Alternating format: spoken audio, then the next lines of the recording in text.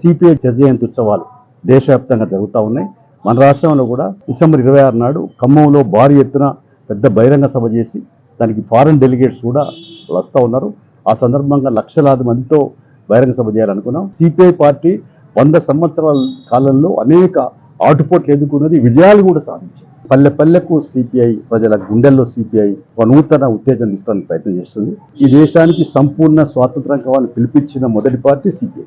Congress party స్వాతంత్ర ఉద్యమంలో పనిచేసిన, మహాత్మా గాంధీ నాయకత్వంలో పనిచేసినప్పుడు కూడా అందులో కూడా మరి అనేక పత్రుల్లో సలహాలు సూచనలు ఇస్తూ ముందుకు నడిపిన పార్టీ. భూస్వామ్య వ్యవస్థను బద్దలు కొట్టేందుకు దున్నేవాడికి భూమని మరి ఆనాడు తెలంగాణలో సాయుధ పోరాటం లక్షలాది ఎకర భూముల్ని పేదలకు పంచినటువంటి త్యాగం ఉన్నది. అంతేకాకుండా రాజులు, సామంతరాలు, సంస్థానాలు 550 సంస్థానాలు ఉంటే స్వాతంత్రం వచ్చిన తర్వాత రాజభరణాలు చెల్లిస్తున్నాం. రాజభరణాలు రద్దు చేయాలని పోరాటం చేసి రాజభరణాలు రద్దు చేసి, బ్యాంకులు కూడా ప్రైవేట్ చేతుల్లో బ్యాంకులు ఉంటే జాతీయకరణ చేయాలని పోరాటం చేస్తాం. బ్యాంకుల జాతీయకరణ అయింది. అదే కాదు, సమాచార హక్కు చట్టం వచ్చినా, ఇలా జాతీయ గ్రామీణ ఉపాధి చట్టం వచ్చినా, అసైన్మెంట్ భూముల పట్టాల సర్టిఫికెట్లు వచ్చినా, భూ సంస్కరణ చట్టాలు వచ్చినా, ఏయుటీసీ నాయకత్వంలో కూడా 29 కార్మిక చట్టాలు వచ్చినాయి.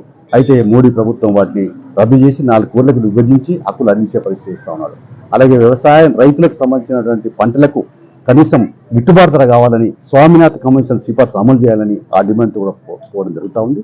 జాతీయ గ్రామీణ ఉపాధి హామీ పథకం నిజంగా చెప్పాలంటే 2005లో అది వచ్చింది అంటే కమ్యూనిస్టులు ఎర్రజెండాలు అప్పుడు కాంగ్రెస్ పార్టీకి మద్దతు ఇచ్చి, యూపీఏ 1కు మద్దతు ఇచ్చి అప్పుడు ఆ చట్టాలు తీసుకోవడం జరిగింది. అటవీ భూముల చట్టం ఇలా 2006 అటవీ భూముల చట్టం వచ్చిందంటే కూడా ఆ చట్టం ఎవరి మూలంగా వచ్చిందంటే కమ్యూనిస్టుల మూలంగానే వచ్చింది.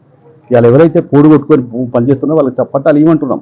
అంటే ప్రతి చోట కార్మికులకు కానీ, రైతులకు కానీ, కూలీలకు కానీ, లేదా ఎస్సీ, బీసీ, ఎస్టీ, మైనారిటీ వర్గాలకు కానీ అండగా ఉండేది, వాళ్ళ మధ్యలో ఉండేది, వాళ్ళ హక్కుల కొరకు పోరాడేది, మరి అన్ని విధాలుగా సహకరించేది సిపిఐ పార్టీ, ఎర్రజెండా పార్టీ మాత్రమే అనే విషయాన్ని తెలియపరుస్తూ ఈ సందర్భంగా ప్రజలందరూ కూడా దానికి మరి ఆరతులు పట్టాలని, స్వాగతం చెప్పాలని, ఉన్నంతలో ఈ కార్యక్రమాలు విజయవంతం చేయడానికి ఆర్థికంగా తోడ్పాటు చేయాలని చెప్పేసి ప్రజలందరికీ విజ్ఞప్తి చేస్తాం.